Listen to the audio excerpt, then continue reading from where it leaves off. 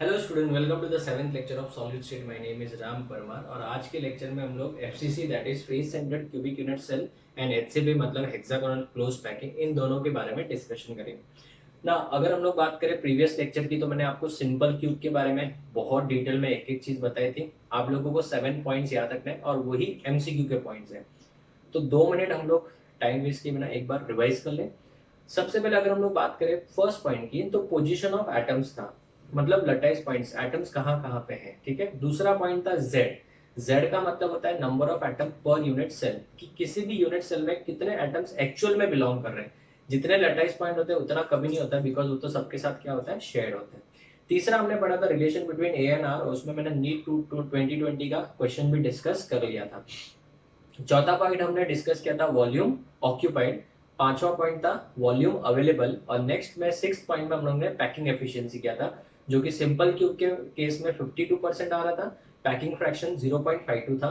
और बीसीसी के केस में हम लोगों को पैकिंग फ्रैक्शन जो था वो 0.68 था। ठीक है। और परसेंटेज ऑफ वाइट स्पेस 0.32 था या 32% था। उसके बाद में हमने कोऑर्डिनेशन नंबर पढ़ा था। कोऑर्डिनेशन नंबर मतलब डायरेक्टली स्पीयर्स कितने टच हो रहे हैं, तो उसी को बेटा कोऑर्डिनेशन नंबर बोलते हैं। जैसे अगर मैं आपको समझाने के लिए बोलूँ, ये वाला देखो, ये दिख रहा होगा आपको। तो इसमें ये जो सेंटर एटम है, ये डायरेक्टली कितने लोगों को टच कर रहा है, ये वाला, इसका कोऑर्डिनेशन नंबर तो 1 2 3 4 5 6, ये 6 लोगों को डायरेक्टली टच करा, तो इसका कोऑर्डिनेशन नंबर कितना हो जाएगा, 3 हो जाएगा, सॉरी 6 हो जाएगा। कितना हो जाएगा बच्चों, 6 हो जाएगा। तो कोऑर्डिनेशन नंबर मतलब नियरेस्ट नेबर। मैंने आपको बंगलो वाला स्कीम बताया था, बंगलो खरीदना तो उसमें से खरीद सकते हो। ठीक है। और इन बिकम माई नेबर। और उसके बाद हम लोग ने पढ़ा था कि नेक्स्ट नियरेस्ट नेबर क्या होता है, next to next nearest neighbour क्या होता है, उसके next to next nearest neighbour क्या होता है। इतना जनरली एडवांस में भी नहीं पूछा जाता है, बट सिंस वो फ्लो में जाता है, इसके लिए मैं पूरा साथ में सिखा देता हूँ। आज के लेक्चर में हम लोग सिर्फ दो ही यूनिट सेल को डिस्कस करेंगे। एक होगा FCC, this is the last lecture जिसमें ये डायग्राम देखने को मिलेगा। फिर नेक्स्ट लेक्चर से इसकी भी जरूरत नहीं है हमको।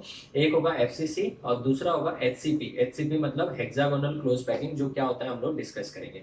तो student let's start the lecture. इसके ऊपर जो कोऑर्डिनेशन नंबर का कंसेप्ट है वो जेई 2018 में इसके ऊपर क्वेश्चन आया हुआ है, तो मैं आपको वो भी बताऊंगा। सबसे पहली बात तो अगर हम बात करें फेस सेंटर्ड यूनिट सेल की या face centred cubic unit cell की, तो इसके हर एटम के हर फेस के सेंटर में भी एक एटम होगा। कॉर्नर तो कंपलसरी है बच्चों, बिना कॉर्नर के तो कोई यूनिट सेल बन ही नहीं सकता। बिना बिना छत और फ्लोर के तो बेटा कोई घर नहीं बन सकता। वैसे ही इनका भी घर बनना मुश्किल है, फिर पॉसिबल ही नहीं है। तो कॉर्नर तो कंपलसरी था। ठीक है। अब ये देखना, इस वाले यूनिट सेल की बात करते हैं।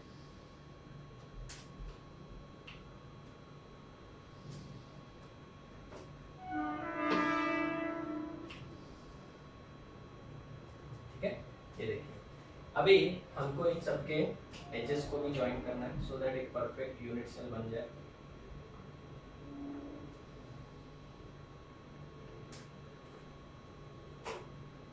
बच्चों डायग्राम बराबर बना रहे हो ना सर? हम आपको बोल भी दे तो आप सुन थोड़ी पाओगे। मैं तुम्हारे दिल की आवाज़ सुन लूंगा। बोलो तो सही कम से कम, सर नहीं बना रहे, सर हमने तो ये बोला ही नहीं था, हम तो बोले थे बना रहे। ठीक है ना। तो आपने देखा होगा बेटा, मैं एक्सपेक्ट वही करता हूँ जो मैं कर रहा हूँ। मतलब सर नहीं समझा, मैं अगर अच्छे से डायग्राम बना रहा हूँ तभी मैं आपसे एक्सपेक्ट करूंगा। तो स्टूडेंट्स, आई होप कि आप लोग भी इसी तरीके से नीट एंड क्लीन डायग्राम बना रहे हो। ठीक है। चलो स्टार्ट करते हैं। अगर मैं बात करूँ face centred cubic unit cell में, तो एटम्स कहाँ कहाँ पे होंगे, कॉर्नर पे तो होंगे ना। अब ये लेक्चर जब भी मैं रिकॉर्ड कर रहा हूँ, ये डायग्राम में इरेज नहीं कर रहा हूँ, तो मेरा बच्चा आके हमेशा बोलते हैं सर ये पापा मैं ये हटा दूँ क्या, इसको इरेज कर दूँ क्या। जनरली मैं जब लेक्चर लेता हूँ तो उसको थोड़ा बोर्ड साफ करने को अच्छा लगता है। ठीक है। तो वो बोलता है कि सर पापा मैं ये हटा दूँ क्या, मैं बोला नहीं, ये मुझे चाहिए अभी भी। ठीक है। चलो, तो अभी ये लास्ट लेक्चर है आज का इसमें। इसके बाद इसकी हमको फिलहाल जरूरत नहीं पड़ेगी, जब जरूरत पड़ेगी तो आगे हम लोग वापस इसको बना लेंगे। ठीक है। तो ये देखो, अगर मैं बात करूं तो इसमें एटम्स कॉर्नर पे तो है ही है बच्चों, एटम्स कॉर्नर पे तो है। ठीक है। उसके बाद अगर हम बात करें एटम्स कहाँ होंगे, और बराबर है फेस के सेंटर में। तो ये देखो, ये फेस है, इसके सेंटर में एक एटम। इस तरीके से आप कलर पेन्स यूज करो बच्चों, this is the chapter of diagrams. ठीक है ना। तो इसमें जितना आप कलर पेन पेंसिल यूज करोगे उतना आपको नीट एंड क्लीन भी रहेगा और समझने भी अच्छा लगेगा। यहाँ पे भी सेंटर में एक एटम, यहाँ पे भी एक सेंटर में एटम, यहाँ पे भी सेंटर में एक एटम। तो टोटल कितने फेसेस हो गए? 4 हो गए।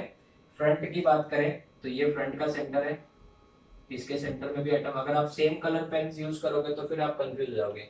और इसके सेंटर में भी एक एटम, तो वो यहाँ पे होगा इस तरीके से। समझ में आ रही मेरी बात? तो ये कॉर्नर है, ठीक है। और ये क्या है बच्चों? फेस सेंटर है। टोटल फेस सेंटर कितने होते हैं पता है ना सबको? यस 6। कॉर्नर कितने होते हैं? 8 होते हैं। चलो अभी हम लोग अपने 7 पॉइंट का डिस्कशन चालू करते हैं। टोटल कितने पॉइंट्स का डिस्कशन है? 7 पॉइंट्स का। सबसे पहले अगर हम लोग बात करें पॉइंट नंबर 1 के बारे में, ठीक है, तो पोजीशन ऑफ एटम्स क्या आएगा? Position of atoms. अगर पोजीशन ऑफ एटम्स की बात करें तो एटम्स कहाँ कहाँ पे है? कॉर्नर पे है और फेस के सेंटर में। कॉर्नर प्लस फेस सेंटर, बराबर। दूसरी बात अगर हम करें पोजीशन ऑफ एटम्स के बाद calculation of Z, so number of atoms पर यूसी, यूसी मतलब unit cell, which is also known as Z, ठीक है ना। तो 8 कॉर्नर है तो 1/8 इंटू 8, एंड फेस सेंटर कितने हैं? 6 है, तो 6 फेस सेंटर इंटू 1/2 ना। तो इसका z हो जाएगा 4। कैसे देखो बेटा, ध्यान देना। z is equal to 8 corners into 1/8 plus 6 face centre into 1/2, तो 1/2 इंटू 6 कितना हो गया? 3, और इसका 1, तो आंसर आ गया ना बच्चों 4, है ना। सो याद रखना इसका z जो हो जाएगा वो कितना हो जाएगा बच्चों? 4 हो जाएगा। Very very important. Third, relation between A and R, edge length और रेडियस ऑफ द एटम के बीच में क्या रिलेशन है? फर्स्ट वाले में A इक्वल्स टू 2R था, यहाँ पे भी ये लोग एक दूसरे को टच नहीं कर रहे हैं, ठीक है ना। अगेन आई एम सेइंग ये एक दूसरे को टच नहीं कर रहे हैं। तो फिर टच कौन कर रहा है? फेस सेंटर का एटम कॉर्नर को टच कर रहा है, ठीक है। आई होप आप लोगों को अगर ये वीडियो में दिख रहा होगा अच्छे से, तो ये देखो कॉर्नर और कॉर्नर एक दूसरे को टच नहीं कर रहे, ये देखो बीच में गैप है, और ये क्या है बच्चों? फेस सेंटर है। तो ये कॉर्नर इस फेस सेंटर को टच कर रहे हैं, ठीक है।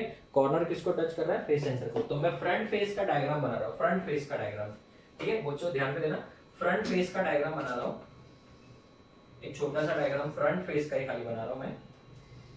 एज सच तो नीड नहीं है, फिर भी मैं बना देता हूँ, आपको कंसेप्ट क्लियर हो जाए। अगर मैं फ्रंट फेस का डायग्राम बनाऊं तो देखना,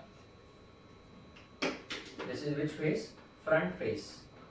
कोई भी फेस का डायग्राम बना सकते हैं, मैं फ्रंट फेस की बात कर रहा हूँ सिर्फ, ठीक है। तो ये वाला एटम ऐसे होगा, दूसरा वाला एटम इस तरीके से होगा, तीसरा वाला एटम इस तरीके से, और चौथा वाला एटम इस तरीके से।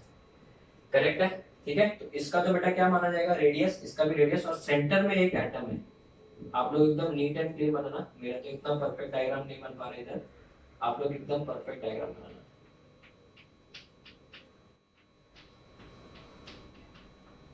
ठीक है। तो ये देखो ये सब एक दूसरे को क्या कर रहे हैं? टच कर रहे हैं। तो अभी मैं अगर आपसे एक सिंपल सा सवाल पूछूं कि अगर हम माने बेटा इसको A, सो क्या ये रेडियस और ये रेडियस एक दूसरे को टच कर रहे हैं? नहीं। तो बेसिकली इसके लिए नियरेस्ट नेबर कौन होगा? फेस सेंटर होगा। ये A है, ये भी कितना है? A है, तो ये कितना हो जाएगा सर? √2A। ये हो जाएगा √2A, बट ये बेसिकली R है, ये 2R है, और ये भी R है, तो √2A किसको इक्वल हो जाएगा बेटा? बोलो शर्मा मत, √2A किसको इक्वल हो जाएगा? 4R को, इसका R, इसका 2R, और इसका वापस से R, तो it will be equal to 4R। So √2A is equals to 4R हो जाएगा, करेक्ट। तो अगर मैं A निकालूंगा तो क्या आएगा? A is equals to 4R/√2। और बहुत सारे बुक्स में इसको और सिंप्लीफाई किया जाता है, किस तरीके से लिखेंगे सोचो?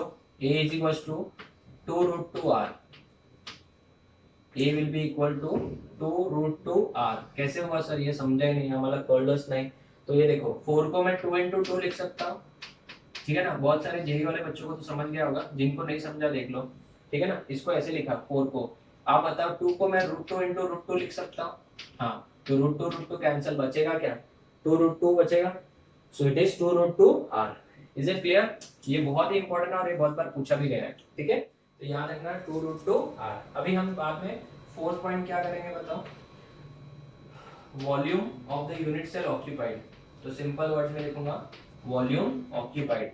सो volume occupied will be equal to volume of how many spheres.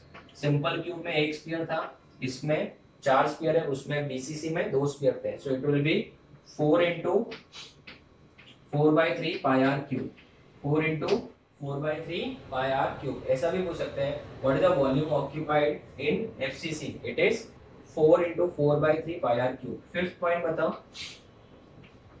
Volume available. अगर मैं बात करूं वॉल्यूम अवेलेबल की, तो वॉल्यूम अवेलेबल कितना हो जाएगा बच्चों, ए का क्यूब हो जाएगा, जिसमें आप ये वाला लिख भी सकते हो, ठीक है। 6 पॉइंट बेटा हमारे लिए इंपॉर्टेंट, नेक्स्ट 7 पॉइंट तो नेक्स्ट बोर्ड पे करेंगे।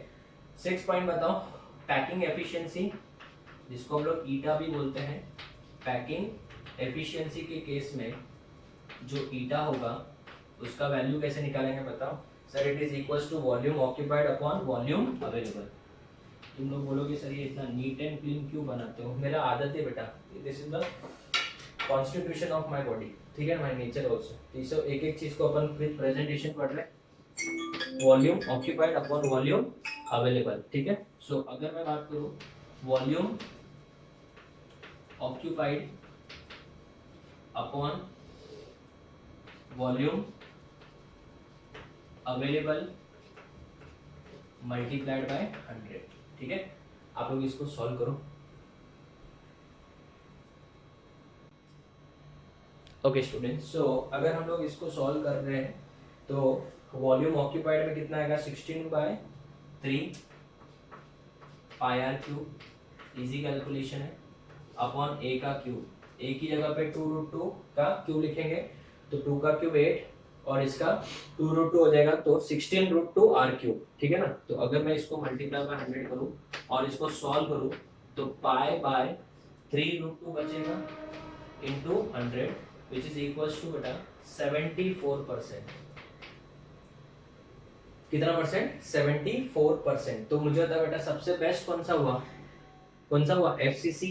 तो अगर मुझे किसी ने पूछ लिया परसेंटेज ऑफ वॉइड स्पेस बताओ, तो वॉइड स्पेस कितना हो जाएगा बच्चों, 26%, ठीक है ना। अगर मुझे किसी ने पूछ लिया what is the value of packing fraction, तो पैकिंग फ्रैक्शन सबसे ज्यादा इसी का होगा 0.74। और किसी ने पूछ लिया फ्रैक्शन ऑफ वॉइड स्पेस, तो फ्रैक्शन ऑफ वॉइड स्पेस की अगर हम बात करें तो 0.26 हो जाएगा, ठीक है ना। तो अगर मैं बात करूं सबसे बेस्ट जो होगा वो फिलहाल के लिए एफसीसी होगा, क्यों, क्योंकि उसमें जो है पैकिंग एफिशिएंसी सबसे ज्यादा है, कितना बच्चों, 74% है, ठीक है। तो आई होप आप लोगों को समझ में आ गया होगा। ये फ्रंट फेस का डायग्राम बनाया, अगर आप देखोगे तो ये जो कॉर्नर वाला आइटम है वो किसको टच कर रहा है, फेस सेंटर को टच कर रहा है। इसमें ए को वैल्यू 2r मत लिखना, और ये बहुत ज्यादा इंपॉर्टेंट, z का वैल्यू 4, ठीक है। लास्ट में एक टेबल भी बना के दे दूंगा चाहिए तो। ए का वैल्यू 2√2r, वॉल्यूम ऑक्यूपाइड आपने देखा होगा मैंने पैटर्न एज इट इज रखा है, ठीक है। तो जो बोर्ड्स के स्टूडेंट्स हैं उनको बोर्ड्स में एक क्वेश्चन आते हैं, कैलकुलेट और डिराइव द इक्वेशन और calculate the value of packing efficiency for FCC, SC या फिर बीसीसी। तो आपको यहाँ से डायग्राम शुरू करते हुए पूरा यहाँ तक जमावड़ा लिखना है बेटा एज इट इज, ठीक है। तो सबसे इंपॉर्टेंट है, एक एक चीज मैंने डिस्कस की है। और अगर आप एंट्रेंस की बात करो तो ये सब एमसीक्यू क्वेश्चन है। In face centred cubic cell the positions of the atoms are or the lattice points are present at। अभी lattice point बोलते हैं बहुत सारे बच्चे लोगों को ऐसा जैसे लगा चिड़िया उड़ने लगेगी दिमाग में, बेटा क्या lattice points क्या होता है। lattice points are nothing but position of atoms, they are corner plus face center। उसके बाद में z का वैल्यू पूछ सकते हैं वो लोग, कैलकुलेशन ऑफ z, या z का वैल्यू ना पूछ के डायरेक्ट ऐसा नहीं पूछ के क्या बोलेंगे, the number of atom per unit cell in FCC is, that is nothing but z। तो z का वैल्यू पूछेंगे। The relationship between A and r, जो मैंने आपको प्रीवियस लेक्चर में बताया था नीट 2020 का क्वेश्चन, उसी तरीके से यहाँ पे भी क्वेश्चन बनाया जा सकता है। वॉल्यूम ऑक्यूपाइड, वॉल्यूम अवेलेबल, ठीक है, पैकिंग एफिशिएंसी, पैकिंग फ्रैक्शन, और वॉइड स्पेस का परसेंटेज सब पूछा जा सकता है, ठीक है। तो अभी नेक्स्ट बोर्ड पे हम लोग 7th पॉइंट डिस्कस करेंगे, जो हमने सब में पैटर्न सेम ही रखा है, और वो है कोऑर्डिनेशन नंबर का कंसेप्ट, ठीक है। तो इसका फोटो लो, फिर हम आगे बढ़ते हैं बच्चों।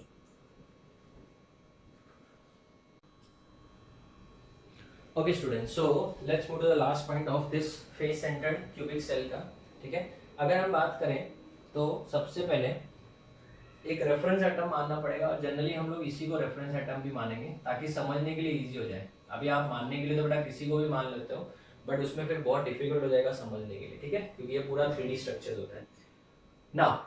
अगर मैं बात करूँ, ये 2, ये 3, ये 4, ठीक है ना। पहले ये येलो वाले मार्क कर देते हैं, 5, 6, 7, 8, करेक्ट है। फिर हम लोग किसको मार्क करेंगे, ये वाले 9, 10, 11, 12, इसको 13 और इसको 14, ठीक है। अगर हम बात करें बेटा, इसमें हमको सबकी तो पोजीशन की चेक करने की जरूरत नहीं है, बट फिर भी मैं बता दूंगा, ठीक है। थोड़ा सा कंफ्यूजिंग लगेगा, बट मैं इसको बहुत ही स्लोली सिखाऊंगा ताकि आपको डाउट ही नहीं आए। 8, 9, 10, 11, कहाँ तक है बच्चों, 14 तक है, 12, 13, 14, करेक्ट। तो सबसे पहले मन में एक सवाल आ रहा है कि फर्स्ट वाला एटम तो रेफरेंस एटम है, जो जो मुझे पता है पहले मैं उनके बारे में लिख देता हूँ, ठीक है। तो 1 के साथ में 2 पता है, 4 पता है और 5 पता है। 2, 4, 5 हो तो बेटा सब जगह पे पहले से सेम ही था। They are at a distance of 1a, correct है। सो 2, 4, 5 कैंसिल हो गया इसमें से। फिर अगर मैं बात करूं आराम से फेस डायगोनल वाले की बात करो, 3 फेस डायगोनल है, 6 फेस डायगोनल है और 8 फेस डायगोनल है, 3, 6, 8। सो 3, 6, 8, they are at a distance of root 2a, which is equal to 1.414a. This is equal to 1a, बराबर है। तो 3, 6, 8 भी कैंसिल हो गया, 3, 6 और 8। अगर मैं 7th वाले की बात करूं तो 7th वाला बच्चों सबको पता है, it is at a distance of root 3a, and root 3a का वैल्यू होता है 1.732a। तो 7th वाला भी कैंसिल हो गया, करेक्ट है ना। अभी बचा क्या, फिर बचा बेटा 9th वाला बचा है, ऐसे 13th वाला बचा है, 12th वाला बचा है। अभी थोड़ा सा दिमाग लगाना बच्चों, थोड़ा सा मुझे थोड़ा सा समझाने के लिए टाइम लगेगा, एकदम ध्यान से सुनो। 1 से जो 9 है वो किस डिस्टेंस पे है, 1 से 9, 1 से 9 जो है 9 वो किस डिस्टेंस पे है सर, ये जो डिस्टेंस होता है वो रूट 2a होता है ना बच्चों, फेस डायगोनल। तो ये रूट 2a है, तो ये कितना हो जाएगा, रूट 2a/2, उसका आधा ना। तो बच्चों 9th वाला जो है it is at a distance of root 2a/2, इसको डिवाइड में करूंगा, बट जितना 9 का डिस्टेंस है उतना 13 का भी डिस्टेंस है, वो पिछले वाले फेस का सेंटर है। देखो 9 का डिस्टेंस और 13 का डिस्टेंस सेम रहेगा, उतना ही डिस्टेंस 11th का भी रहेगा, देखो 11th का। सो 9, 11 एंड 13, इन तीनों का डिस्टेंस रूट 2a/2 है। सो 9, 11 एंड 13, इन सबका डिस्टेंस कितना है, रूट 2a/2। अगर मैं बात करूं रूट 2 का वैल्यू तो 1.414a डिवाइड बाय 2 करूं तो 0 पॉइंट कितना आएगा बच्चों, 0.77 आया। फिर कितना बचा, 1 बचा, तो फिर कितना आएगा 14, तो 0.77, करेक्ट ना। एग्जैक्ट वैल्यू अगर हम लोग देखने जाए तो 0. ये देखो कितना है 1.414, सर इतना भी डिवीजन नहीं आता है, परफेक्ट आंसर निकाल रहे हम लोग। तो 1.414 डिवाइड बाय 2, 1.414 डिवाइड बाय 2, 0.707, मेरे से मिस्टेक हो गया, 0.707 आएगा, राइट। ये 0.707 क्या हो गया बच्चों, ए हो गया। तो मैंने आपको पहले बोला था टचिंग वाले आइटम्स तो कौन से बेटा, फेस सेंटर वाले ही है, बट फेस सेंटर में भी जो उससे टच हो रहे हैं वो खुद के फेस सेंटर है, बाकी जो दूर बैठे वो थोड़ी टच हो रहे हैं। तो अभी मुझे था बेटा कौन कौन सा बचा, 10 बचा, ठीक है ना, 10 बचा, 12 बचा, और कौन सा बचा, 14, ठीक है, 10, 12 एंड 14। तो अभी ये तीनों का अगर आप डिस्टेंस देखने जाएंगे 10, 12 और 14, इन तीनों का डिस्टेंस बेटा इससे थोड़ा दूर है, मैं बताता हूँ कैसे। अभी आप है ना बेटा 10 का जितना डिस्टेंस होगा वो कैसे पता करेंगे, देखो 1 से 2 जाओ, फिर ऐसे लाइन ड्रॉ करो, 1 से 2 जाके ऐसे लाइन ड्रॉ करो, फिर 1 से 10 लाइन ड्रॉ करो, तो उसमें पाइथागोरस थ्योरम अप्लाई करना पड़ेगा।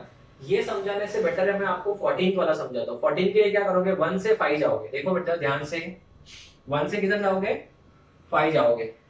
ये देखो 1 से 5, ये 1 है और ये 5 है, और 5 से किधर जाओगे 14। सो 5 से बेटा मैं 14 तक गया, ये 14 है, ठीक है ना। अभी हमको दिख रहा है कि ये एंगल 90, लेकिन ये 90 ही है, 90 नहीं है ऐसा नहीं है, ये 90 ही है 1 5 से 14, क्योंकि तो प्लेन में ना बेटा 3D में दिख रहा है आप। तो ये 90 है, इसका वैल्यू कितना है, 1 से 5 का a है, ठीक है ना। और ये डिस्टेंस कितना है, √2 a/2 है, हाँ बराबर ना, फेस डायगोनल का आधा। तो अभी 1 से 14 डिस्टेंस कितना होगा बच्चों, पाइथागोरस थ्योरम कैसे अप्लाई करेंगे बताओ। इसको मैं x मान लूं तो x का square will be equal to, बोलो, x का square will be equal to a का स्क्वायर प्लस √2 का स्क्वायर टू a का स्क्वायर अपॉन 4, तो ये 1/2 हो जाएगा। तो 1/2 बराबर है a का स्क्वायर प्लस a का स्क्वायर, ये कितना हो जाएगा 3a का स्क्वायर बाय 2, 3a का स्क्वायर बाय 2। तो x का वैल्यू कितना हो जाएगा बताओ, √3a/√2। इन तीनों का डिस्टेंस कितना हो जाएगा बेटा, √3a/√2। इतना आएगा नहीं, डोंट वरी, मैं तो आपको ऐसे ही समझा रहा हूं।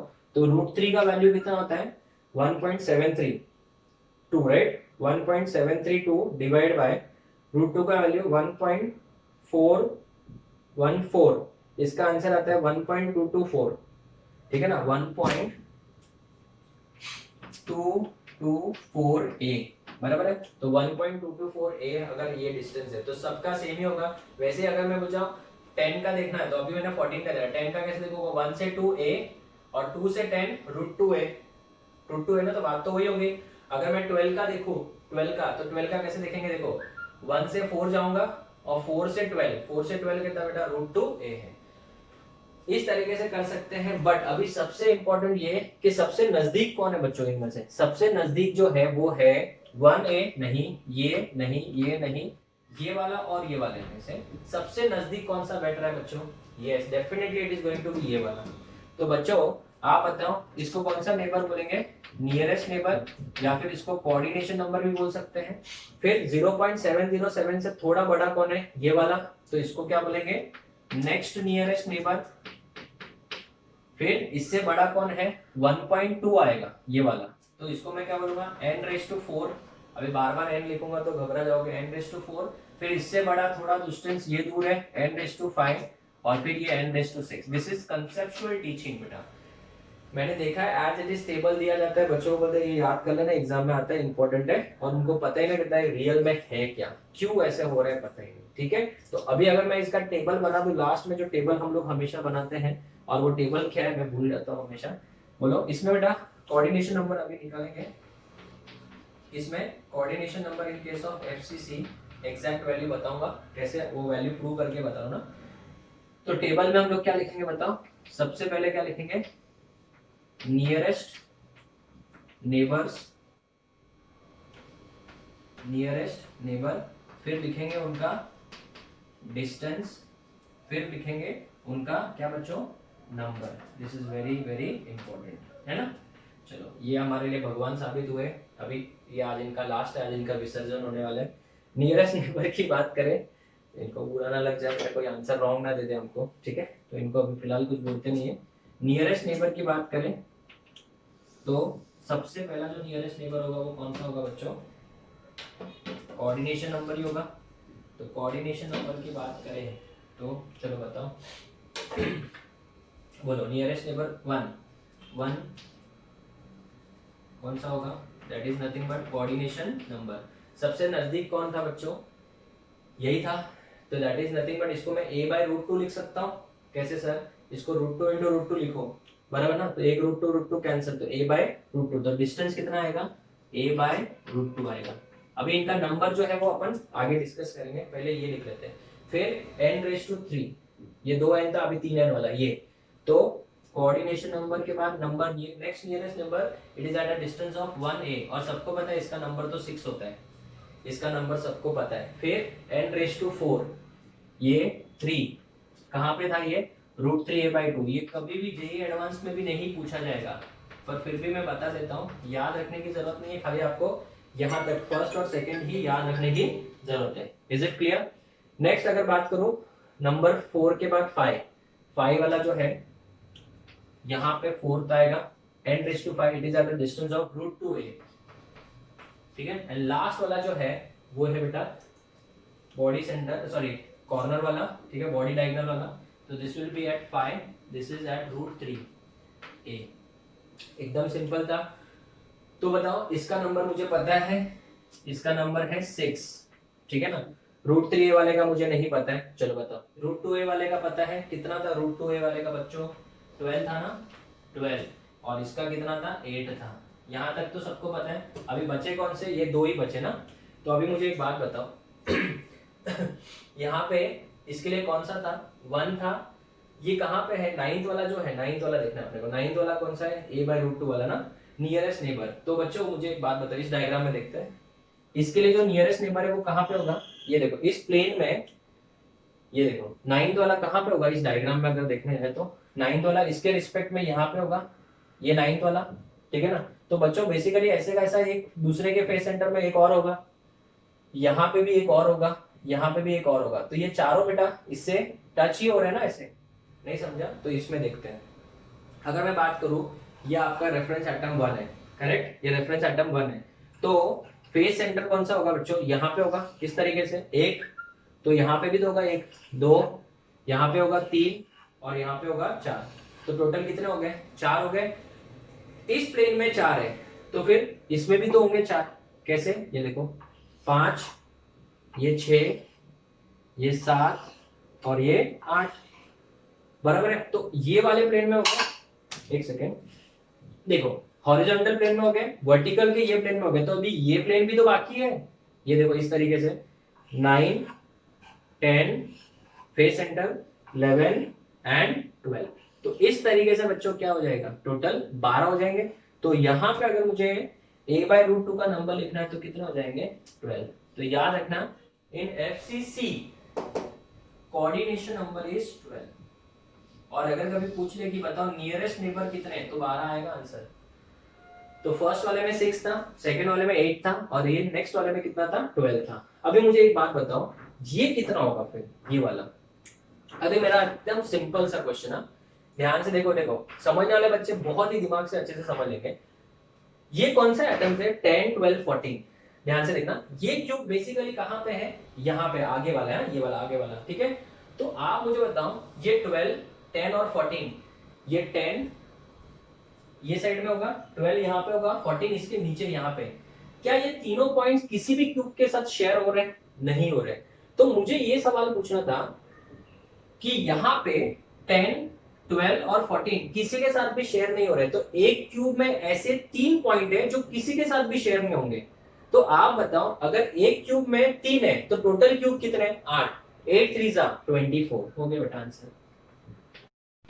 ओके, तो इसमें अगर 24 है स्टूडेंट्स, तो ये आपके क्यूब में यहाँ पे ये जो डिस्टेंस वाले हैं, नेक्स्ट ये नियरेस्ट नेबर, ये नेक्स्ट नियरेस्ट नेबर और next to next nearest neighbour, तो ये आपका आंसर कितना हो जाएगा? 24। तो अभी इस वाले क्यूब की अगर बात करें, ठीक है, तो FCC में हमने एक एक एटम के पोजीशन को वापस से देख लिया। Again I am saying students, आपको एंट्रेंस में अगर आप JEE एडवांस भी देने वाले हो तो आपको नेक्स्ट नियरेस्ट नेबर तक ही पूछा जाता है, उसके आगे जनरली क्वेश्चन कभी नहीं देखा गया है, ठीक है। तो आपको इतना सब समझने के डिटेल में लिखने की जरूरत नहीं है, बट आप टेबल एटलीस्ट जरूर याद रखना, ठीक है।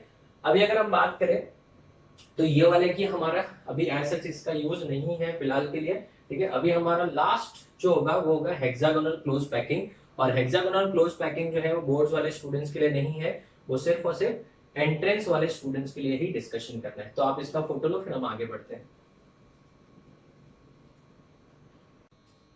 Okay students, so the last one for the day is hexagonal close packing, right?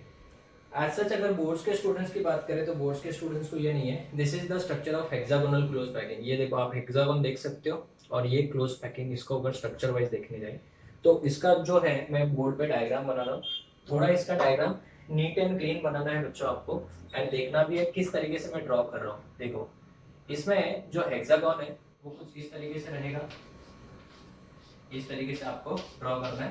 But अगर आप ऐसे ड्रॉ करते हो तो गड़बड़ हो जाती है। तो मेरे डायग्राम में जो बना रहा हूँ अभी यहाँ पे, उसको अच्छे से देखना आप लोग। जो ये वाला लाइन है पीछे वाला, उसको थोड़ा सा छोटा बनाओ, ठीक है, और फ्रंट वाले लाइन को थोड़ा बड़ा बनाओ इस तरीके से, ठीक है। फ्रंट वाली लाइन को थोड़ा सा क्या कर दिया हमने, बड़ा बना दिया। चलो इसको थोड़ा स्ट्रेट करते हैं, टेढ़ा जा रहा है। चलिए देखते हैं वापस से, पीछे वाले लाइन को हमने थोड़ा सा छोटा ही बना दिया है और फ्रंट वाली लाइन को थोड़ा हमने बड़ा बना दिया इस तरीके से, ठीक है। फिर क्या करना है सर, इतना भी बड़ा नहीं बनाना है, ठीक है, थोड़ा सा बड़ा बना दिया। फिर क्या करना है, यहाँ पे एक पॉइंट और यहाँ पे भी एक पॉइंट दे दो और इनको इसके साथ क्या कर दो, ज्वाइन कर दो इस तरीके से, ठीक है। इस तरीके से ज्वाइन कर दिया। फिर पीछे वाले लाइन को भी इससे ज्वाइन कर दो। बहुत ही नीट एंड क्लीन बेटा। देखो this is the topic of diagrams. अगर आपने डायग्राम्स अच्छे से बनाए हैं तो ही आपको इसमें एंजॉय भी होगा और समझ में भी आएगी चीजें ना। अभी यहाँ पे थोड़ा वर्टिकल लाइन बनाना है। ए और बी का वैल्यू इक्वल होता है बट सी का वैल्यू इक्वल नहीं होता है। ये वर्टिकल लाइंस बना दी हमने।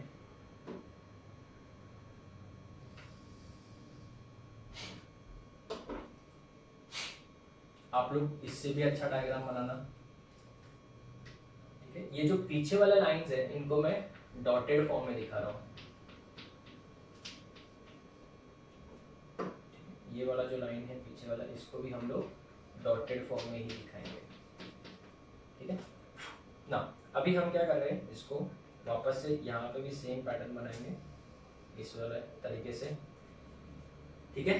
चलिए नेक्स्ट, फिर हम लोग को ज्वाइन करना है इन सबको। इसको थोड़ा सा और बड़ा बना देते हैं, इसको भी थोड़ा बड़ा बना देते हैं इस तरीके से, ठीक है। चलिए अभी फ्रंट वाला जो होगा वो इस तरीके से होगा। यहाँ पे जो होगा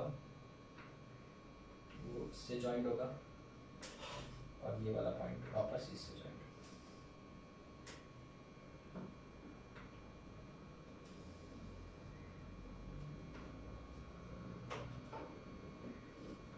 ठीक है, तो student this is your hexagonal close packing का डायग्राम। थोड़ा और नीट एंड क्लीन आप लोग बनाना, मुझसे जैसा बन सकता था मैंने बना दिया, ठीक है। देखिए अभी इसमें अगर आप इसको समझना चाहो तो इसका स्ट्रक्चर ऐसा होता है। ये देखो, ये बॉटम लेयर है हेक्सागोन, ठीक है ना। सेंटर में भी एक एटम होता है, बीच में 3 एटम्स होते हैं ऐसे, और फिर इसके ऊपर और 3 एटम्स होते हैं इस तरीके से अरेंज किया हुआ होता है। तो ऊपर के लेयर में 6 एटम्स प्लस सेंटर में एक एटम, बीच वाले लेयर में सिर्फ 3 ही एटम्स होते हैं, येलो वाले देख सकते हो, और लास्ट वाले में बेटा वापस से 7 एटम्स होते हैं सेंटर में एक मिला के। तो इसके ऊपर 3 एटम्स है और फिर इसके ऊपर और 6 एटम्स है। इस तरीके से हेक्सागोन बनता है। तो अगर मैं इसको डायग्रामेटिकली यहाँ पे शो करना चाहूँ तो इसको दिखाने के लिए कैसे दिखाना पड़ेगा, कॉर्नर पे 1 2 3 4, यहाँ पे 5, यहाँ पे 6 हो गए। फिर यहाँ पे ये 1, ये 2, ये 3, ये 4, ये 5 और ये 6, बराबर है। अभी मैं यहाँ पे थोड़ा सा डिफरेंट कलर का चौक यूज करके यहाँ पे सेंटर में भी एक बना रहा हूँ। ये सब एक दूसरे को टच ही कर रहे हैं बेटा, ठीक है ना। ये भी है इस तरीके से। फिर और 3 एटम्स हैं कहाँ पे, सेंटर में, इस तरीके से। एक यहाँ पे, एक यहाँ पे। समझाने के लिए थोड़ा अलग अलग ड्रॉ कर रहा हूँ बट है एक कनेक्टेड एक दूसरे से, ठीक है ना। तो अगर मैं इस स्ट्रक्चर को ध्यान से देखूं तो पोजीशन ऑफ एटम्स क्या आएगा बच्चों, सबसे पहले आता है point number 1, position of atoms. Position of atoms की बात करें तो ये कॉर्नर है 1 2 3 4 5 6। ये कॉर्नर नहीं, ये तो फेस सेंटर है। नीचे भी 6 कॉर्नर है, ये तो अंदर के साइड में बेटा, ठीक है ना। ये तो अंदर के साइड में। ये देखो अगर अपन ध्यान से इस स्ट्रक्चर को देखेंगे तो ये जो येलो वाले लेयर है बेटा वो तो अंदर के साइड में ना। तो इसके अगर अंदर के साइड में तो बेटा वो तो कॉर्नर में गिने नहीं जाएंगे। तो कॉर्नर में कितने हैं, 6 ऊपर है और 6 नीचे है। तो 12 कॉर्नर्स प्लस ये 2 face centre face centre plus body centre, बराबर है। तो अगर मैं number of atoms per unit cell निकाले जाओ, नंबर ऑफ एटम्स पर यूसी यूनिट सेल, जिसको हम लोग क्या बोलेंगे, जेड बोलेंगे। तो number of atom per unit cell अगर मैं निकालने जाऊँ तो इसका वैल्यू कितना आएगा बच्चों, इसका वैल्यू आएगा मल्टीप्लाई करके 6। कैसे सर, देखना ध्यान से, 12 तो कॉर्नर है, 12 कॉर्नर इंटू 1/6। सर 1/8 होता है ना, नहीं बेटा, हेक्सागोन में 6 होगा। क्यों 1/6 गिना जाएगा, क्यों, ये देखो ये हेक्सागोन है, अगर मैं इसके साथ में और ऐसे यूनिट सेल बनाऊं तो इस तरीके से होगा। तो ये वाला कॉर्नर जो है कितने लोगों के बीच में शेड हुआ, 3, ये नीचे 3, ऊपर भी 3 होंगे ना, तो टोटल कितने हो जाएंगे, 6 हो जाएंगे। तो याद रखना इसमें 1/8 से मल्टीप्लाई नहीं करेंगे, 1/6 से करेंगे, खाली हेक्सागोन में, बाकी सब में 1/8 ही होगा।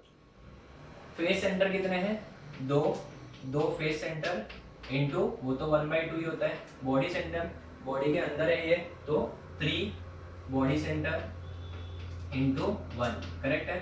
तो इसका आंसर हो जाएगा टोटल 6। तो इसका z का वैल्यू जो होगा वो होगा 6, सबसे ज्यादा z इसी का है, ठीक है ना। थर्ड पॉइंट अगर मैं बात करूं, relation between a and r, ठीक है ना, relation between a and r। तो a और r में क्या रिलेशन है बच्चों, a और r में रिलेशन ये है कि यहाँ पे जो a होगा वो सब जगह पे सेम नहीं है। प्रीवियस में बेटा आपने देखा होगा कि सब जगह पे क्या था, सेम था। तो यहाँ पे a और r का रिलेशन डिक्टो परफेक्ट नहीं बैठेगा। यहाँ पे इसको सॉल्व करने की बजाय हम लोग क्या लिखते हैं, हाइट ऑफ हेक्सागोन। सर क्या हुआ, बोला समझा नहीं बेटा, ये दोनों एक दूसरे को भले टच कर रहे हैं, बराबर है। ये देखो बच्चों, ये दोनों एक दूसरे को भले टच कर रहे हैं, बट क्या इसमें सब a ही है क्या, इसमें a नहीं आएगा, खाली a नहीं आएगा। क्यूब में बेटा सब लेंथ ब्रेड्थ हाइट सेम था, तो वहां पे a आ गया। बट यहाँ पे क्या देखो ना, ये लेंथ अलग है, ब्रेड तो लेंथ सेम है, बट हाइट क्या है, डिफरेंट है। कैसे, ये देखो, ये जो डिस्टेंस है वो कम है और ये डिस्टेंस ज्यादा है। तो मुझे बता, अगर मुझे इसका वॉल्यूम निकालना है तो एरिया ऑफ हेक्सागोन लेना पड़ेगा मल्टीप्लाइड बाय हाइट। तो बच्चों इसमें a का वैल्यू और r का रिलेशन निकाल के कोई फायदा नहीं है। इसमें हम लोग क्या निकालेंगे, हाइट ऑफ हेक्सागोन, जो कि इस लेक्चर का सबसे इंपॉर्टेंट पार्ट है, ठीक है, हाइट ऑफ हेक्सागोन। और बहुत बार मैंने देखा है लेक्चर्स में, पहली बात तो ये हेक्सागोन, ये एचसीपी सिखाया नहीं जाता है, और सिखा भी दिया जाता है तो हाइट ऑफ हेक्सागोन जो होता है वो एज इट इज बच्चों को बता दिया जाता है कि ये याद कर लो, ठीक है। तो मैं भी वही बोलूंगा आपको याद करने के लिए, लेकिन फिर भी साइड बाय साइड में आपको डेरिवेशन जरूर बताऊंगा कि ये हाइट ऑफ हेक्सागोन निकलता कैसे, ठीक है। तो सब लोग है ना बेटा 4 स्फीयर्स के ऊपर ध्यान देंगे बच्चों, प्लीज ध्यान देना। ये वाला जो है, यहां से अगर मुझे यहां तक मिल गया हाइट, ये वाला, तो मैं क्या करूंगा, इसको 2 से मल्टीप्लाई करके टोटल हाइट आ जाएगा। नहीं समझा, अगर मुझे ये वाला हाइट मिल गया, इतना हाइट, तो कहना से बेटा इसको डबल 2 करूंगा तो मुझे टोटल हाइट मिल जाएगा। तो मेरा आपसे एक सिंपल सवाल है कि अगर मुझे टोटल हाइट चाहिए तो मैं इतना हाइट निकाल के 2 से मल्टीप्लाई कर दूंगा, ठीक है। तो अब ये निकालेंगे कैसे, तो आपको सिर्फ 4 स्फीयर्स के ऊपर ध्यान देना है, एकदम ध्यान से देखना। ये स्फीयर नंबर 1, ये स्फीयर नंबर 2, ये स्फीयर नंबर 3 और ये स्फीयर नंबर 4। अगर आप 2 3 4 देखते हो, ध्यान देना बच्चों, 2 3 4, तो 2 3 4 कौन सा है, ये 2 3, ये 2, ये 3 और ये 4 है। कितने हैं, 3 ही है ना। तो ये देखने से अच्छा मैं ना ये देखता हूँ, चलो ये 2 3 4 है, ठीक है ना। इसके ऊपर जो है ये फर्स्ट वाला आइटम इस तरीके से रखा गया है, ठीक है ना। चलिए क्या संतरे बेच रहे हो क्या, नहीं बेटा, ये देखो 2 3 4 है, करेक्ट। इसके ऊपर इस आइटम को रखा गया है, बराबर है। तो सर आप ले लो ना इसका 2r नहीं ले सकता, पता है क्यों, क्योंकि यहाँ पे बेटा खड्डा है और ये उसके अंदर फिट हो रहा है, तो ये हाइट बेसिकली क्या हो रहा है, कम हो रहा है। तो अभी मुझे एक सवाल है कि मुझे ना इसका हाइट निकालना है, इसका हाइट, ठीक है ना। और ये तो इसके अंदर घुसा हुआ है, अंदर अगर इसको ऐसे टच करता रहता ऐसा तो 2r ले लेता, बट ये तो इसके अंदर डिप्रेशन में जा रहा है, देखो डिप्रेशन में मतलब खड्डे में जा रहा है, देखो जा रहा है ना। तो अगर मैं इधर बेटा इसके अंदर जा रहा है तो मैं ये वाला हाइट कैसे निकालूंगा, तो इसके लिए थोड़ा गणित का यूज करना पड़ेगा। वापस बोल रहा हूँ 2r क्यों नहीं ले सकता, बिकॉज ये ऐसे टच नहीं कर रहा है, ऐसे टच करता तो मैं 2r ले सकता, बट ये क्या है, इस खड्डे में जा रहा है, डिप्रेशन में जा रहा है ऐसे। तो ये वाला हाइट मुझे निकालना है, फिर इसको मैं 2 से क्या कर दूंगा, मल्टीप्लाई। तो ये कैसे निकालू मैं, ठीक है। तो अभी थोड़ा सा डायग्रामेटिकली है, ठीक है। अगर आपको ये पार्ट डाइजेस्ट हो तो ठीक है, वरना वैसे भी हमको इसकी जरूरत नहीं है। क्रिकेट चालू हो गया था, ठीक है, वैसे भी इसकी जरूरत नहीं है। बट मैं बेटा सिंस अपन ये जो कोर्स डिजाइन कर रहे हो कंसेप्चुअली भी है ना, इसलिए बेटा आपको एकदम अच्छे से एक एक चीज बताऊंगा इसमें से, ठीक है। तो हम लोग सबसे पहले क्या करेंगे, ट्राइंगल ड्रॉ करते हैं। क्या ड्रॉ करेंगे, ट्राइंगल। चौक नहीं, मेरा टाइम टाइम पे गायब हो जाता है, ठीक है। सबसे पहले क्या ड्रॉ करेंगे बेटा, एक ट्राइंगल ड्रॉ करेंगे। अभी ट्राइंगल कैसे है थोड़ा सा समझने के लिए इंपॉर्टेंट है, ध्यान देना। इसको बेटा हम लोग इस तरीके से ड्रॉ करेंगे, एक ट्राइंगल जो वो 3 येलो कलर के स्फीयर ने मिलके बनाया था, वही है ये ट्राइंगल, इस तरीके से, बराबर है। ये एक ट्राइंगल ड्रॉ किया। अभी इस ट्राइंगल की अगर हम लोग बात करें तो ये देखो, ये ट्राइंगल है, इसको नाम दे देते हैं ए, इसको नाम दे देते हैं बी, और इसको नाम दे देते हैं सी। नाम दे दो इसको, चलेगा? या फिर चलो ना इसको प्रॉपर्ली मैं दे देता हूँ, मैंने जो नोट्स बनाया उसके हिसाब से, ताकि मैच भी कर सके, ए बी सी, बराबर है। अभी मैं अगर बात करूँ, ये डिस्टेंस कितना होगा सर, ये तो 2r हो जाएगा। ये डिस्टेंस कितना हो जाएगा सर, ये भी 2r हो जाएगा, क्योंकि इसका रेडियस और इसका रेडियस मिलके हो जाएगा। अगर ये डिस्टेंस की बात करें तो ये भी कितना हो जाएगा बेटा अपना, 2r हो जाएगा, बराबर है। अभी मैं अगर इसके सेंटर से इसके ऊपर एक परपेंडिकुलर ड्रॉ करता हूं, ध्यान देना, इसके सेंटर से इसके ऊपर एक परपेंडिकुलर ड्रॉ करता हूं, तो परपेंडिकुलर ड्रॉ करूंगा तो बच्चों ये डायग्राम कुछ इस तरीके से होगा। हाँ सर, तो ये परपेंडिकुलर ड्रॉ करने पे ये वैल्यू दोनों में इक्वली डिवाइड हो जाएगी, ये डी हो जाएगा, ये भी कैपिटल आर, ये भी कैपिटल आर हो जाएगा। हाँ सर, अभी मेरा आपसे एक सिंपल सा सवाल है कि ये वाला जो स्फीयर है इसको इस तरीके से रखा है, हाँ, इसको जब मैंने इसके ऊपर रखा तो इसका जो सेंटर होगा, इसका सेंटर वो कहां पे लाई करेगा, इस लाइन के ऊपर ही लाई करेगा। हाँ है ना, वो सेंट्रोइड वाला कंसेप्ट, इसी के ऊपर लाइन करेगा। तो ये जो ग्रीन वाला स्फीयर है वो कहां ड्रॉ करूं, इसका जो सेंटर होगा, ग्रीन वाले स्फीयर का सेंटर, ग्रीन वाले स्फीयर का जो सेंटर होगा वो कुछ यहाँ पे होगा बच्चों, यहाँ पे बना दूं, यहाँ पे होगा ग्रीन वाले स्फीयर का सेंटर, बराबर है। और वहां से अगर मैं लाइंस ड्रॉ करूं तो वो लाइंस कैसे दिखेंगे, ऐसे होंगे बेटा, जो कि इसको भी क्या होंगे, परपेंडिकुलर ही होंगे। देखना ध्यान से,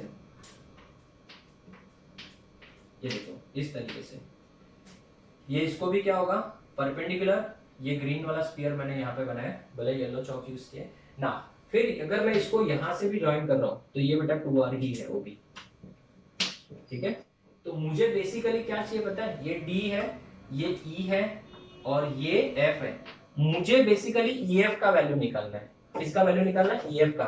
बच्चों सर ये bf कितना है, अगर मैं बात करूं bf की, तो ये भी तो बेटा डिस्टेंस 2r ही है। देखो ये डिस्टेंस भी कितना है, 2r ही है, तो ये भी 2r ही है, तो ये भी 2r और ये भी 2r है, बराबर है। आई होप आप लोगों को डायग्राम समझा होगा। तो हमारा एम क्या है, टू फाइंड EF, हमको EF पता करना है, बस यही काम है बस अपना। अगर हमारा EF हो जाएगा तो हमारा काम बन जाएगा, ठीक है। तो अभी ये कैसे निकालेंगे सर, ये तो बेटा दिमाग लगाने की बात है, यही तो दिमाग लगाने वाली बात है। कैसे निकालेंगे सोचो, एकदम सिंपल है। अगर मैं EF निकालना चाहता हूं तो मुझे BE पता होना चाहिए। अगर मुझे BE पता चल जाएगा तो मेरा काम हो जाएगा, ठीक है ना सर। कैसे पता करेंगे, एकदम ध्यान से सुनो। सबसे पहले मुझे बताओ, ये ट्रायंगल ABC देखो, इन ट्रायंगल ABC, एंगल A कितना होगा सर, एक सेकंड ना, पहले बताओ ये कौन सा ट्रायंगल था, इक्विलैटरल ट्रायंगल था ABC, तो हर एंगल 60 60 60 था। तो अगर ये 60 था तो ये एंगल अभी कितना हो जाएगा सर, 30 हो जाएगा। कितना हो जाएगा, 30 हो जाएगा कि नहीं हो जाएगा। तो अगर ये एंगल 30 हो जाएगा, ये वाला एंगल 30 हो गया, ABD in triangle ABC, angle ABD is equals to what, 30 degrees, बराबर है। तो बताओ what is the value of cos 30, cos 30 का फॉर्मूला क्या है, cos 30 अप्लाई करो, एडजेसेंट अपॉन हाइपोटेनियस, एडजेसेंट कौन है बेटा, BD है, BD अपॉन हाइपोटेनियस क्या है, 2r है। हाँ सर, तो cos 30 का वैल्यू कितना होता है, √3/2, ठीक है, मुझे थोड़ा गणित कम आता है। √3/2 is equals to BD upon क्या, 2r, 2 कैंसल, 2 क्या हो जाएगा, cancel. So can we say that BD का वैल्यू कितना आया, BD will be equal to √3R. अरे हाँ ना तो बोलो सर. BD पता चल गया, बट E जो है बेटा वो सेंट्रॉइड है, बराबर ना. तो जो BE होगा वो 2/3 होगा, ये 2:1 में डिवाइड करता है ना, तो BE जो होगा वो 2/3 ऑफ BD होगा. So therefore BE will be equal to 2/3 of BD. 2/3 of what, BD. तो BD का वैल्यू पता है मुझे कितना है. सो 2/3 into √3R. अरे हाँ ना तो बोलो, करेक्ट. तो बच्चों इसका आंसर कितना आएगा, 2√3 डिवाइड बाय 3R. ये BE का आंसर मिला है. हमको किसका चाहिए, FE का आंसर चाहिए. तो FE का आंसर कैसे निकालोगे बताओ सर. पाइथागोरस थ्योरम से निकाल सकते हैं, चलेगा. तो पाइथागोरस थ्योरम से इन ट्रायंगल, पॉइंट नंबर 1. बच्चों वापस बोल रहा हूँ, थोड़ा सा कंसेप्चुअल पार्ट है. मैं डायरेक्ट वैल्यू दे सकता था, बट मुझे नहीं लगता कि वो डायरेक्ट वैल्यू देना चाहिए. अगर समझ में आ जाता तो अच्छी बात ही है ना बेटा, ठीक है ना. इन राइट एंगल ट्रायंगल, कौन सा, FEB. FEB की बात करें, पाइथागोरस थ्योरम अप्लाई करो. BF का square will be equal to EF का स्क्वायर प्लस BE का स्क्वायर, है ना. BF का वैल्यू 2R है, तो 2R का स्क्वायर 4R स्क्वायर हो जाएगा. EF का वैल्यू मुझे निकालना है, प्लस BE का वैल्यू कितना है, BE वो रहा, BE ये रहा. इसका स्क्वायर करो, 2 का स्क्वायर 4, √3 का स्क्वायर 3 अपॉन 3 का स्क्वायर, 3 into 3 लिख दो.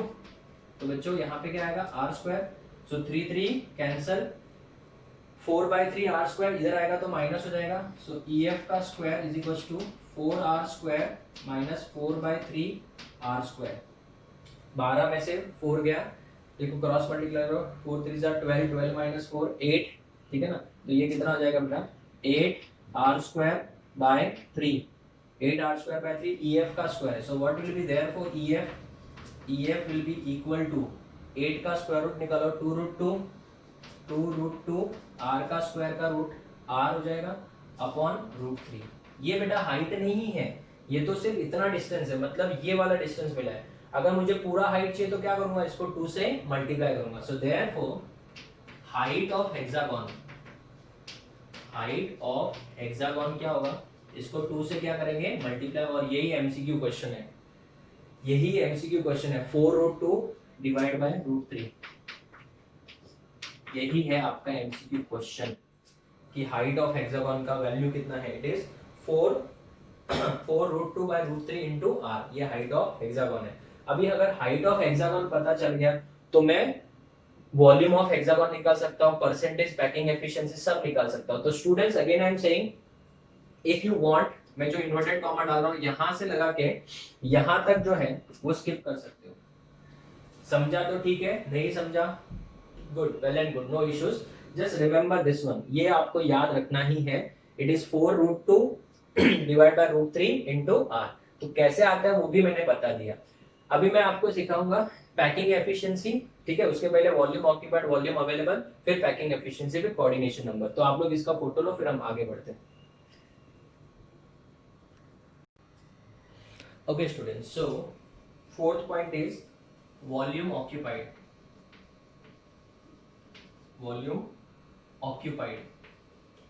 If we talk about volume occupied, it is equal to 6 into volume of, या फिर volume of 6 spheres.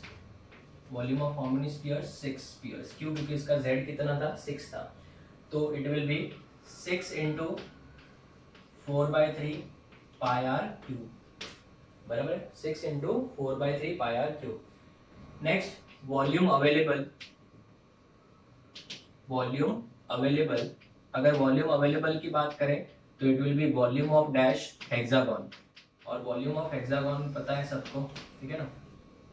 यहाँ पे हेक्सागोन में सब साइड्स इक्वल नहीं है, जो स्कूल सेक्शन में पढ़ा होगा उसमें सब साइड्स इक्वल होते हैं. तो volume of hexagon direct formula मत यूज करना, हम लोग क्या करेंगे, वॉल्यूम ऑफ HCP आएगा बच्चों, सॉरी. तो इसमें हम लोग क्या करेंगे, एरिया ऑफ हेक्सागोन. वॉल्यूम का फॉर्मूला क्या होता है, एरिया इंटू हाइट ना.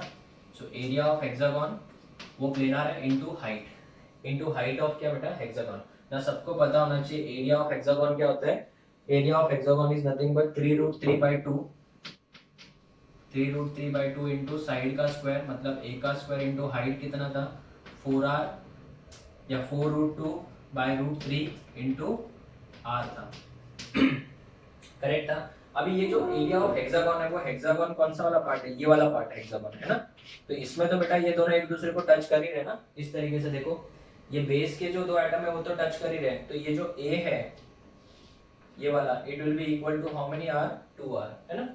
तो अगर मैं बात करूं इसमें 3√3/2 इंटू 4r का स्क्वायर हो जाएगा, क्योंकि a इस केस में 2r होगा, बट ये वाला पार्ट इक्वल नहीं है। a और b इक्वल होता है, हेक्सागोन में क्या होता है बच्चों, a equal to b but not equal to c। c को ही बेटा हम लोग क्या बोलेंगे, हाइट बोलेंगे। तो ये हाइट इक्वल नहीं है तो a क्यूब यूज नहीं कर सकते अपन इधर, बराबर है ना। इंटू 4√2/√3 क्या r आ जाएगा बच्चों। सो √3 कैंसल, 2 1 जा 2 2 जा, करेक्ट। तो बच्चों बताओ बचेगा क्या, 4 इंटू 3, 4 इंटू 3 कितना 12, 12 2 जा 24, सो 24√2 r का क्यूब। This is very very important, this is volume of what, HCP। ये वॉल्यूम ऑफ HCP ही है, हेक्सागोनल क्लोज पैकिंग। 24√2 r क्यूब एज इट इज MCQ में पूछा जाता है, ये वाले के बाद ये वाला भी, ठीक है। तो अगर मुझे किसी ने पूछ लिया कैलकुलेट द पैकिंग एफिशिएंसी बच्चों, तो पैकिंग एफिशिएंसी कैसे निकालूंगा। So packing efficiency eta will be equal to volume occupied upon volume क्या available, volume occupied upon volume available multiplied by what 100। So volume occupied कितना हो जाएगा 24/3 पाई आर क्यूब, पाई इसको capital R ले लेते हैं, पाई आर क्यूब डिवाइड बाय इसका 24√2 are cube multiplied by 100, है ना। सो 24 कैंसल, आर क्यूब कैंसल, इसका आंसर आएगा पाई अपॉन 3√2। ये तो FCC में भी सेम ही आया था, तो इसका आंसर भी कितना हो जाएगा 74%, ठीक है ना, 74%। सो therefore packing efficiency is equal to 74%। Percentage of void space, अगर मैं वाइड स्पेस की बात करूं तो 26% खाली जगह है।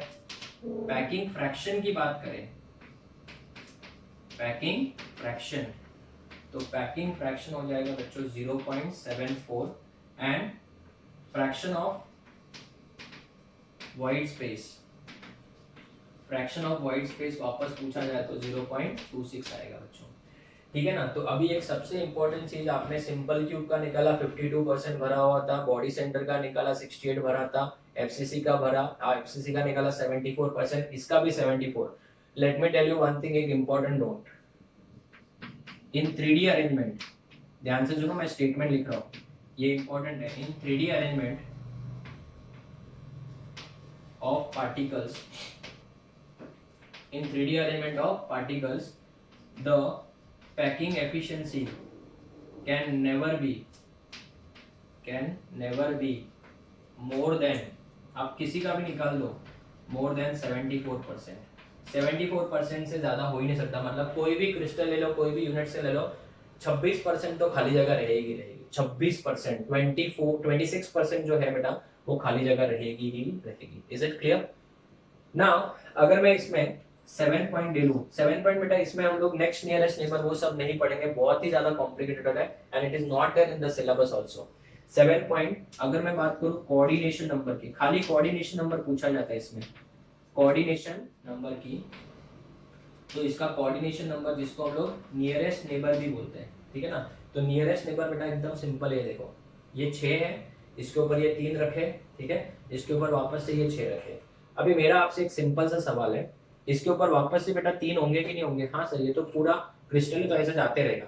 अभी मैं आपसे एक सिंपल सा सवाल पूछता हूँ, सिर्फ और सिर्फ ये 3 को देखो, ठीक है। और अभी आपको एक इंटरेस्टिंग चीज बताता हूँ, ये देखो ये जो सेंटर वाला है ना, इसको देखो, ये खुद के लाइन में कितने लोगों को टच कर रहे हैं, 6 को। फिर इसके ऊपर मैंने 3 रखा, ये तीनों के तीनों बेटा देखो, ये तीनों के तीनों किसके ऊपर बैठ रहे हैं, इसके ऊपर ही बैठ रहे हैं ना। तो और 3 हो गए, तो 6 तो खुद के प्लेन में, ऊपर वाले प्लेन से 3, नीचे वाले प्लेन से भी देखो और कितने टच कर रहे हैं बेटा, 3 है। तो टोटल इस एटम का कोऑर्डिनेशन नंबर कितना होगा, कोई भी एक एटम लेते हैं, 3D में देखने जाए तो सबके लिए सेम ही आता है। तो खुद के प्लेन में 6, नीचे वाले प्लेन से 3 टच करने वाले लोग, और ऊपर वाले प्लेन से भी कितने हैं बेटा, 3 है। तो टोटल कितना हुआ बेटा, 12 हुआ कि नहीं हुआ। तो कोऑर्डिनेशन नंबर इसका भी 12 होगा। कैसे डिवाइड करो, 6 3 3, कैसे 6 इन द सेम प्लेन के 6, 3 अबव एंड 3 बिलो, इस तरीके से एकदम सिंपल। आगे इसमें नेक्स्ट नियरेस्ट नेबर वो सब करने की जरूरत है बेटा, वो बहुत डिफिकल्ट हो जाएगा और वो अपने सिलेबस में भी नहीं है। So this is the end of lecture number 7। अगर कोई बोर्ड्स के स्टूडेंट है तो आपको HCP हेक्सागोनल क्लोज पैकिंग बेटा सिलेबस में नहीं है, मैंने फिर भी इंफॉर्मेशन के लिए बता दिया है। बट इनका ये जो डेरिवेशन पार्ट है वो सब हमारे सिलेबस में, बोर्ड वाले स्टूडेंट्स के लिए नहीं, एंट्रेंस वालों के लिए तो है ही है, ठीक है। अभी अगर 2 मिनट और लेगा, अगर डाइजेस्ट होता है तो ठीक है, वरना रहने देना, ठीक है। जो जेई एडवांस वाले बच्चे हैं बेटा, जेई एडवांस में जब थ्योरी पार्ट का पेपर रहता है उसमें पहले होता था, उसमें एक क्वेश्चन आया था कि 2 मिनट खाली सुनना बच्चों, बहुत इंपॉर्टेंट है, कि ये जो बीच वाले एटम्स है क्या वो परफेक्टली इसके अंदर है कि नहीं है, ये क्वेश्चन पूछा था थ्योरेटिकली।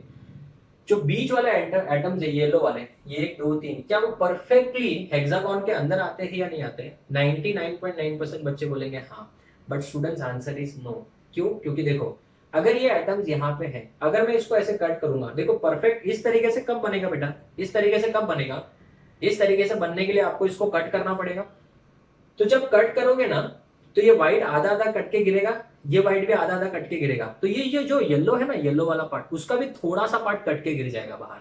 तो पूरा अंदर किधर हुआ सर, तो फिर तो आपने पूरा अंदर में लिया इसको। हाँ लिया है, क्यों पता है, क्योंकि जब अपन ऐसे बात करेंगे तो ऐसे करूंगा तो यहाँ पे देखो वो खाली जगह पड़ी है, वो वहां पे एडजस्ट हो जाता है। मतलब यहाँ से जो पोर्शन कट करके निकला है ना, वो यहाँ पे आके एडजस्ट हो जाएगा। फिर जब इधर से कट करूंगा तो यहाँ से भी थोड़ा पोर्शन क्या होगा, कट करके बाहर आएगा येलो वाला, वो यहाँ पे आके एडजस्ट हो जाएगा। फिर यहाँ का जो पोर्शन कट करके बाहर आएगा येलो वाला, वो यहाँ पे एडजस्ट हो जाएगा। तो इंटरनली एडजस्टमेंट हो रहा है, तो पूरा यूनिट सेल के अंदर ही माना जा रहा है। बट अगर हम लोग बात करें कंसेप्चुअली तो ये रॉन्ग है बेटा। तो याद रखना, जेई एडवांस में क्वेश्चन पूछा गया था नीट बोर्ड वालों को, तो बेटा ये तारे जमी हुआ रहेगा, डोंट वरी। पर उसको अपने को जरूरत भी नहीं है पढ़ने की, क्योंकि ये हमारे सिलेबस में बहुत ही कम पूछा जाता है, मैंने तो एक्स्ट्रा भी चीजें बता दी है, ठीक है। So this is the end of simple cube, FCC, BCC and HCP. तो टोटल 4 थे, हमने 2 लेक्चर्स में पूरा कवर किया, 4 एक लेक्चर में 2 कवर किया, नेक्स्ट लेक्चर में 2 कवर किए। एक एक चीज मैंने डिटेल में बता दिया। नियरेस्ट नेबर का कंसेप्ट बहुत इंपॉर्टेंट है, मैंने देखा है बहुत बार, बहुत सारे टीचर्स इसको एज इट इज पीपीटी पे या फिर ऐसे ही ओरली समझा देते हैं, वो बच्चों को इमेजिन करते बोलते हैं, वो इमेजिन कर नहीं पाते हैं। तो ये लेक्चर्स, ये वीडियो लेक्चर्स बनाने के लिए इतना टाइम क्यों दिया मैंने, क्योंकि मैं मॉडल्स ही कलेक्ट कर रहा था। तो जब तक मुझे नहीं लगता है कि एक एक चीज परफेक्ट है, तब तक मैं लेक्चर्स नहीं बनाता हूँ, ठीक है। तो भले ही नंबर ऑफ लेक्चर्स कितने भी लगे, आई डोंट केयर, बट एक एक चीज को मैं बारीकी से बहुत अच्छे से समझाऊंगा ना। नेक्स्ट लेक्चर में हम लोग पढ़ेंगे कि ये जो HCP स्ट्रक्चर है, ये फेस सेंटर्ड क्यूबिक स्ट्रक्चर, ये बनते कैसे यार, इनको बनाया कैसे जाता है। तो हम लोग पैकिंग इन सॉलिड्स पढ़ेंगे, जो एक ही लेक्चर पूरा एज स्ट्रेच पढ़ना पड़ेगा। उसमें वॉइड्स के कंसेप्ट भी बताऊंगा, रेडियस रेशियो क्या होता है, जनरली वो भी वापस से टेबल याद कराया जाता है, बट मैं उसको मैथमेटिकली कैलकुलेट भी करके बताऊंगा। Is it clear? So will meet in the next lecture student with the detailed discussion of packing in solids. Till then thank you, take care. इस लेक्चर के भी एंड में कोई वर्कशीट नहीं है, मैं आपको खुद बोलूंगा सामने से, उसके अंदर बहुत सारे क्वेश्चन होंगे, फिर 2 पार्ट्स में डिवाइड करेंगे, क्लास वर्क एंड होमवर्क। तो thank you students, will meet in the next lecture. Till then thank you.